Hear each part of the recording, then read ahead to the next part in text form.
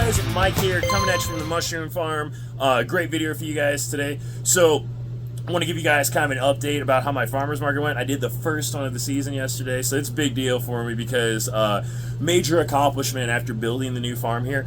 If you're just new to this channel and you're just now tuning in, I basically moved out here to this remote rural area of the Rocky Mountains and just bought pretty much raw land. There were some utilities on it, but I did this about 2 years ago, and I just bought a shipping container, put the shipping container on it, came out here and got to work, man. I was living in the shipping container, did all the dirt work here, laid the foundation, erected the building, put the building up, and then I built out the entire inside of the farm. And now we are here, we are growing. Oh, this is also my house, by the way. I live upstairs.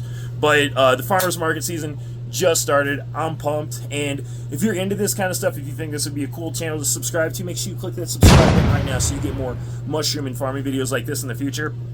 But I basically want to give you guys kind of a recap of how my first day going back to farmers markets went. It went great, man, just so everyone knows. I'm super pumped about this whole thing.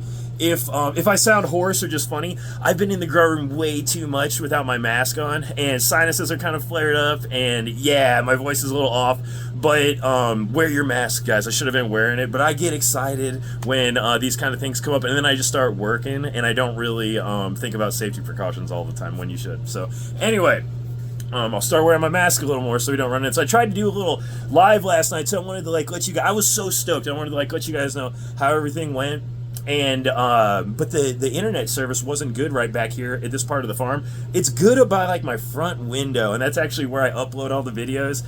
So maybe in the future I'll try to do a live. If you guys want to do a live, because it's right by the lab, I might be able to do that, or I might be able to get one of those signal boosters. We'll see. I have no idea. I've never really tried to do a live before, but if it doesn't work, whatever, we'll figure it out. But if you guys want to see me do some lives, drop down below in the comment section. Maybe I'll do some lives on the farm here. But just to get back to the topic at hand, talking about the farmers market, I want to kind of let you guys know how my day went, kind of leading up to the market. I'll do some vlogging too, man, because it would have been so funny for me to vlog this kind of stuff, but I was just so busy. I wanted to make sure I made it there with mushrooms this first day, and I'll start vlogging kind of now as the season gets going, because I feel like I'm getting back in the groove. You know, it feels good. It's just so wild. It's wild when something like this, when this is something you carry the most. This is what I care the most about. Haven't been able to do it for 2 years, and then I finally get to be able to do it. It's just crazy. It's nice to be back in the groove of things. But anyway, so yesterday was a really windy day, and just as far as farmers markets go, most of them around here you put up tents, okay? You put up your little 10 by 10 tent, and then that's how you do your farmers market. Back in Soulard, where I used to do my farmers markets in St. Louis, okay, there was a giant pole barn, so we never had to put up a tent, okay? So the tent was not a thing, and there was actually tables there already, tables constructed. All you had to do was put on the tablecloth and then put your stuff on the table, and you were ready to rock, man. So that was kind of the cool thing about Soulard Farmers Market. They would be really neat one day, maybe if it might be something maybe I can even think of, maybe something when I'm older one day. But it would be really cool if somebody could honestly set up a pole barn out here dedicated to markets, just like Soulard, and have something like that set up, because even in the winter then it would give people a place to go. And then they do indoor markets, but it would be really neat if there was a designated pole barn or something like that for something like that here. I just think that would be really cool. And when you have a designated spot, then you don't move these things all around, people will go to that same spot over and over again. It just works out well. But anyway, so I had to put my tent up yesterday, and it was a really windy day, so I actually decided not to do it, okay? The winds get really gnarly out here in Colorado. I could have done it totally, I just didn't want to bother with it. There's people can use sandbags. I actually have these giant water bottle things that you can just fill up with water, and then you hook them onto your tent legs. I just got them for being out here in Colorado. One of the requirements out here, if you set up a tent in Colorado for these farmers markets, is that you put a 40-pound weight on each leg of the tent, because that's how extreme the winds get. So you gotta have a 40-pound weight on each leg. And anyway, I had these big jugs, like I said, full of water that I could have tied on there, but I just decided not to. Went ahead. I was just going to put the table up, throw the tablecloth over it, and then put my stuff on it and go. That was the plan. So anyway, I drive up to the farmer's market. First time going to the market, okay? And you can drive into the market. I wasn't late, but I was borderline, guys. I was really close. And because it's a small town, I didn't really think that it was gonna be this big of a deal. This market was way more poppin' than I expected, way more poppin'. So anyway, I pull into the market. I'm kind of asking people, I'm like, hey, where's the market manager? You know what I mean? Because I was trying to figure out where to go. They gave us a map, but for some reason I couldn't access it with my phone. And I'm like, okay, great, you know. So I literally drove down every wing of the farmers market, and then I finally figured out where I was supposed to go, and it was like on the other end. So go down there. I finally got set up. Where I got set up, it was an amazing spot where they put me. I really enjoyed the place where they put me. I was like kind of like right on the end.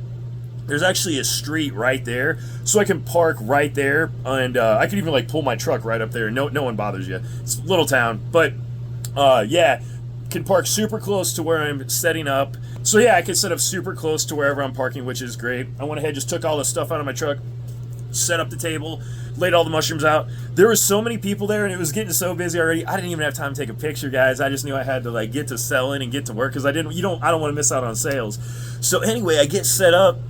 I start talking to people, and things are going great. The thing of it is, though, my sinuses were flared up last night, and I was like, dang, I just knew I should have been wearing my mask, because even talking to people was kind of rough. But we got through it, you know. And so anyway, within the first person at my stand wants to buy mushrooms, okay? So everything's going good. I'm talking to him about the mushrooms, getting ready to sell him some. Mike made the biggest rookie mistake ever, guys. And this is funny, so I'm gonna tell you guys about this. And this is exactly why I'm making these videos, because like there would be guys, okay, like there's definitely YouTubers out there. I guarantee you there's YouTubers out there that are doing farmers markets, and that probably everyone makes mistakes. We're all human, okay? But like I'm gonna share with you guys this mistake because I think it's funny, and you guys can all learn something from this. I have done this before too, multiple times before. So that's the funny thing. I've even come up with backup plans to keep me from messing up, but sometimes things still happen. So what did Mike do? Mike was getting ready to make the sale. I forgot bags, guys. One of the most important things, I forgot bags, okay? So anyway, let me tell you guys how I pulled this off, what went down, because I actually basically sold out yesterday. I pretty much sold out all of the mushrooms I had. I had a few left, like a few small boxes left. I ended up trading those at the end of the day for some eggs, okay? So that was pretty cool. I got my eggs over there. I'm going to eat some of these this morning. But so I started looking around immediately. Like when you realize you don't have bags, you have to find some, okay? So, and the thing of it is, there's other people at the farmers market that do have bags. So all you got to do is you got to find someone with bags, and you got to, hopefully they have enough, and then offer to buy them, or just make friends with them, or make a trade with them. Luckily, this super nice woman next to me had some bags, okay, and she was willing to give me these bags. And then I was like, okay, how much money do you want for them?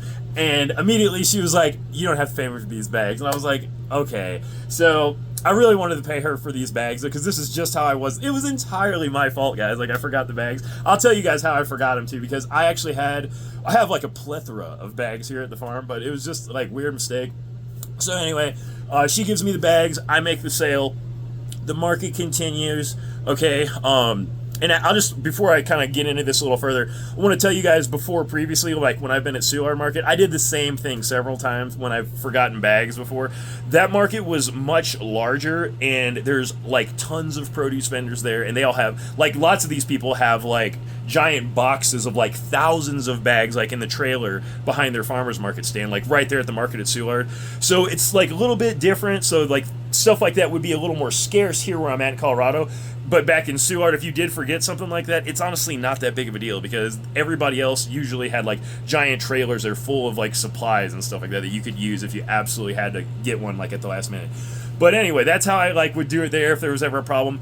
Usually what I always do, and I made a video even about this, about being prepared for your farmer's market so you don't make these mistakes. Yesterday I was just doing so much stuff getting ready. My tote that I bring to the farmer's market that has all my stuff in it like that, I was kind of loading it up with stuff like that. I had so many bags. See, I actually went and I bought new bags, okay? And then I found old bags that I had here. So I took everything out of that tote for whatever reason. I guess I just forgot to put it back in. I threw it back in my truck, and I just didn't have the bags in it. So anyway, next week when I'm there, I will have bags. We are never going to do this again. I actually think I'm going to put some spare bags and maybe even a spare tablecloth in my truck just in case. That way we always have a backup, even if we have a mess up like I just had there in the tote. Like, I can't believe I did that, because that's like the insurance tote, you know what I mean? So you don't do those things. But anyway, went ahead, I went through the rest of the day of the farmer's market. Like I said, pretty much sold out everything. The people that I met there were super cool. I met a lot of like different local farmers. I didn't have time to talk to everybody. Over the next few weeks, I'll go around and I'll meet more people and I'll try to talk to more vendors. I'll let them know too I have a YouTube channel. A lot of them don't even know I have the YouTube channel, so maybe I could interview some of them. They might think that's cool. You guys might think it'd be neat to see some of their farms. A lot of them have really cool little farms and stuff like that. I want to talk to you guys about one farmer. She was actually kind of working with the woman that was next to me. Super neat how this worked out. So anyway, when I first moved out here to the valley where I'm living in, there's all these farms like I'm talking about, all these like natural, organic type of farms. And you'll see different types of livestock, whether it's like sheep, cattle, yaks. That's what I'm about to talk about is the yaks. I think the yaks are just super cool, but goats. But yeah, you see everything. So anyway, this woman that had a stand next to me, she had like quilts she would kind of make and different, just different things she would knit and stuff like that. That's her skill basically. And anyway, there is another woman that she has a family here, and the whole family kind of lives in the valley. I got to talk to him a little more, but it's basically like a husband and a wife that live on one side, and then another part of the valley, the dad lives. But these guys all have yaks, okay? So they moved here from another part of Colorado, just decided to kind of get out of the city they were living in, and they wanted to have a ranch. So they came out here and they started yak ranches. And okay, so first of all, yaks, they're a little bit different, than like cattle or beef or whatever. And just being the mushroom farmer, kind of doing a little bit different type of farming myself, I just am attracted to stuff like that. So I thought it was super cool.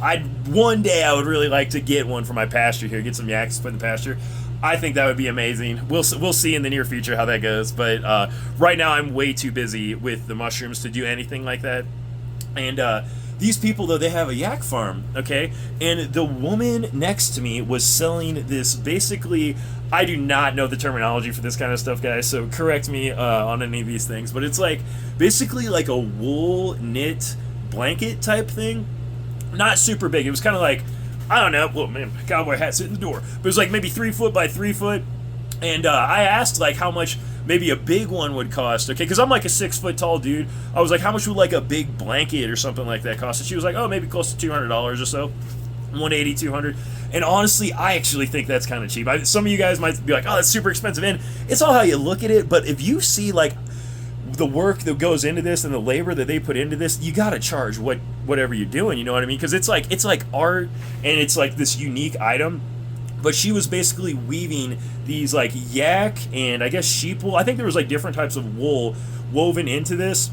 It was just really neat. But she was making basically like these blankets or quilt type of materials. And some of the materials she was making, she was using I think it's yak yarn is what they do. I don't really know. But they were using basically the yak fur to make some of these like little quilts and stuff like that. I just thought that was like super cool. Just the creativity that some people have and the level of skills that some people possess always blows my mind. Like they showed it to me at first, okay? And then like it didn't quite register because I don't know the process, you know what I mean? It didn't quite register how impressive it really was until after I continued to talk to them and I was like looking at the thing that they made. And I was like, wow, they made that out of the yak's fur or the hair or whatever. Just so cool, man, to do something like that. I've even heard of people making like yurts, using like the yak hides and stuff like that to make yurts as the covering. So people get creative with this kind of stuff, but it's just neat seeing all the uses for different agricultural products like this. But overall, those are just some of the people that I met at the farmers market last night. Wanted to share that with you guys. It was like the market in general was like a great experience.